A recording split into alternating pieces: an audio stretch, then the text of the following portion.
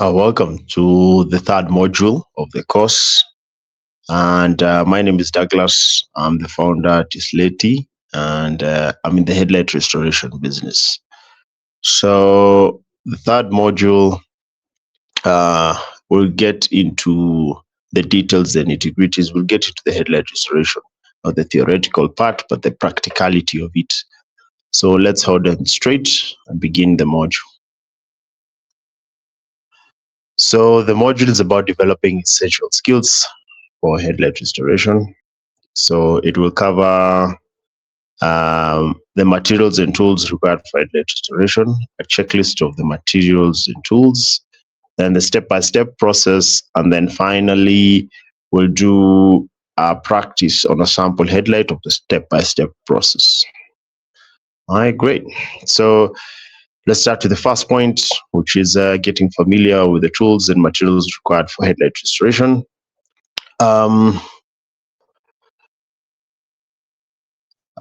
I want to record a separate video for this because I want to show you the practical bit where I go to the car and my setup of how it is when I'm normally either going to do a job at the yard or headed for a mobile restoration job.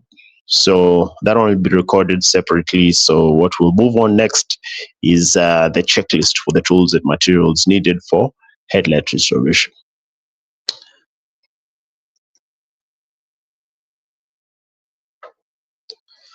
So there's a checklist and we'll go straight into it.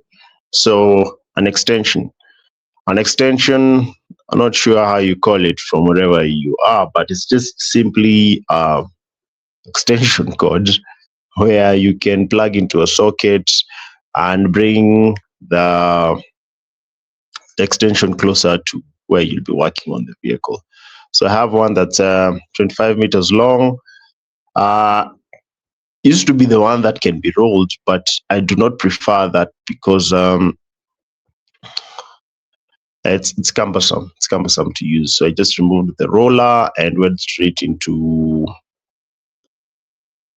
I just made an extension at the end, just a normal one. I'll show you guys what I mean. But yeah, helps me out, works the way I want it to work out, and yeah, extension essential. Let's move on to the next heat gun.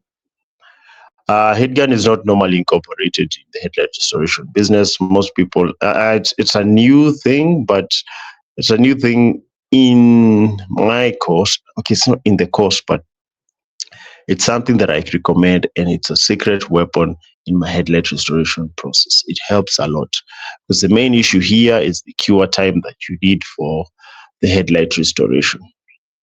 The cure time is normally, it can take a day for it to fully cure. And that being said, I don't prefer waiting that time because on the site, like in Nairobi, Kenya, there's a lot of dust.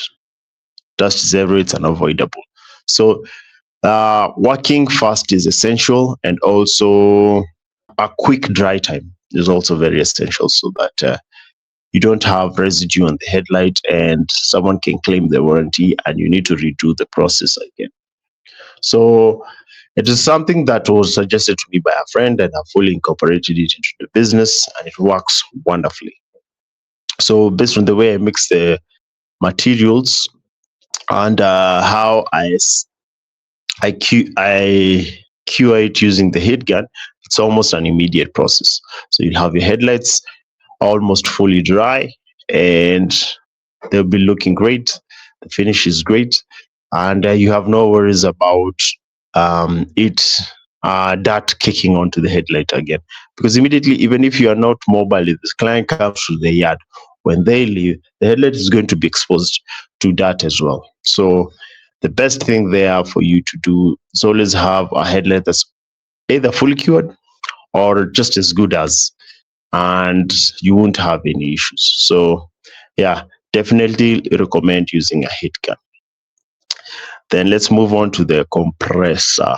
Compressor, yeah. So that's what you use for spraying the headlight: compressor, air pipe, and spray gun. Those three work hand in hand.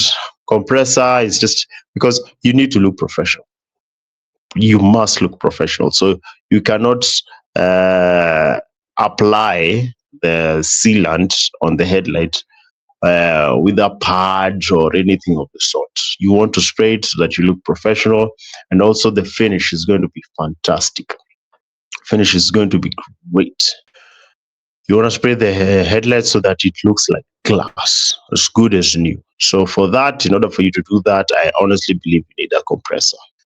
I wouldn't recommend you to compromise on that. Let's see. A spray can, but it's definitely for DIYers. Just I recommend using a spray gun and a compressor. I mean, so air pipe again is for the compressor. Paper covers basically for covering the surrounding areas on the headlight to avoid overspray and damaging the paint. So I'll show you that at some point. Let's see, bucket. Buckets usually use that for the sandpaper, water, wet sanding purposes. So that's why you need a bucket. A spray gun. Spray gun, I use a tiny one instead of the big one. It's mostly because of the scale.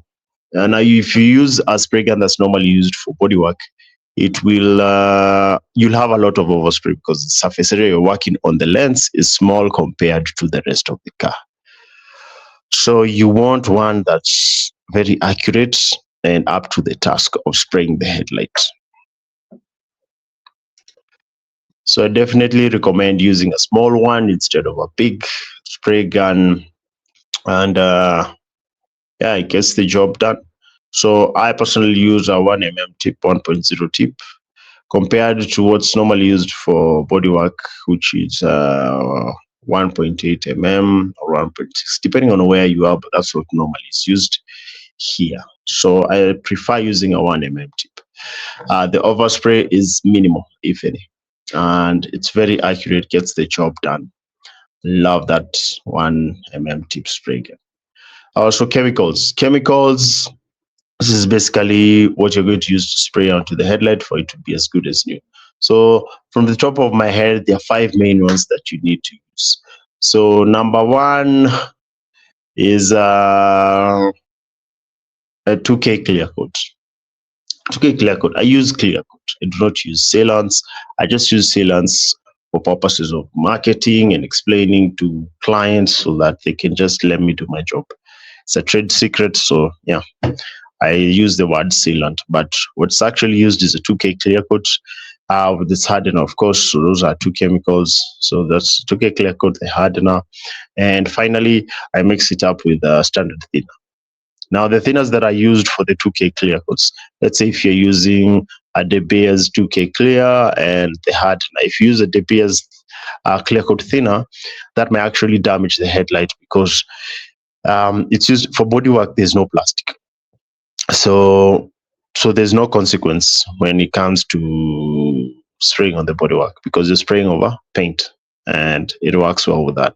So you're going to spray over let's say most likely the color of the vehicle, and that shouldn't have an issue. But when you're spraying on the headlight, it becomes an issue. I don't know how, but I've heard from my experience it cracked the lens slightly. But in order for you to repair it, it was such a hard job. So I don't recommend using clear coat thinners on headlights. So I use standard thinner, which does not react and works very well with the headlight. Then finally, we have rubbing alcohol for cleaning effectively of all the oils and maybe chemicals that might be on the car, especially if a car is waxed a lot. To get rid of that wax, you might not see it on the surface, but it's there and you need to clean it effectively. The best way to do so is using rubbing alcohol. So those are the 4 main chemicals that I use to. Are they 4 or 5? Let me just count them. So you have the 2K clear coat, you have the hardener, you have the standard thinner, and then you have the rubbing alcohol. So yeah, 4. So sandpaper, another essential process. Now, for if you read a lot of blogs and check some videos online, you see that most people use sandpaper from 800 to 600. At least that's what was recommended for me. But I found that not to be very practical, because if you're working, let's say, on a German car headlight, so let's say the Mercedes, especially Volkswagen, if you work on those headlights, even Porsche has the same issue. If you work on those headlights, a 600 or 800 grit sandpaper won't carry. It just won't. 400 might, but you'll be working so hard, uh, you'll regret using the 400. So the best one for me has always been the 240. 240 doesn't leave deep sanding marks, works great, and the results are fantastic. So, and want to go through over with the rest of the sandpaper for smoothing up the process, it works well. So I recommend starting with 240, great sandpaper, then moving on to the 400, then the 600, then finally the 1500. That's what works for me. That's what I recommend. Has done a great job. A great job for me. For most Japanese cars, you don't need to use the 240. The 400 will normally get the job done, because the lenses are not that. I don't know. The lenses, the protective coating is not that hard, so it's much easier to work with the 400 and 600 and 1500 instead. The 240 is mostly for hard jobs, hard lenses, and something that requires extra elbow grease. Now, instead of you rubbing harder, you use sandpapers that's going to be more, um, let's say, grittier and get the job done. So that's as far as sandpaper is concerned. Protective masks. So yeah, I do not use a fully fledged mask. I just use protective masks, the ones uh, people keep wearing. I use two of them, the COVID masks, I'd say. So I keep forgetting the name, but yeah, I just use two of those. They're easily disposable and they get the job done. Yeah, I used to have a proper mask, but um, it was Chinese, so it wasn't well secured and I'd have leaks. It doesn't cover my face fully, so it was just asking to use. So I just use a couple of layered masks and just gets the job done. So microfiber cloths are also essential. So the protective masks are mostly because you don't want to inhale the fumes from spraying. They're harmful, and yeah, we value your health and want you to do business for a long time. I value my health and want to do business for a long time. So it's best to use a protective mask. Some people don't use it. A majority of the people, at least where I'm from, don't use masks when spraying cars. So yeah, to each their own, but I recommend using it. So let's go to microfiber cloths. Yeah, again, for wiping, cleaning up, very essential. Masking tape, again, essential for, yeah, protecting before sanding and also securing the covers before spraying. So there's a checklist.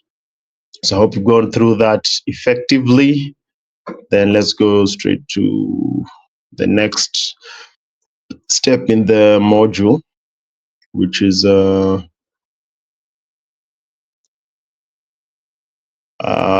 yeah, so a step-by-step process of headlight restoration and practicing on a sample headlight. So all those will be done on the field. That will be a separate recording, and I think I'll show you everything that is required to do that. So for the moment, right now, before we head on to the field, this is what we shall cover. But the module shall continue, and I'll see you in the next lesson. Cheers.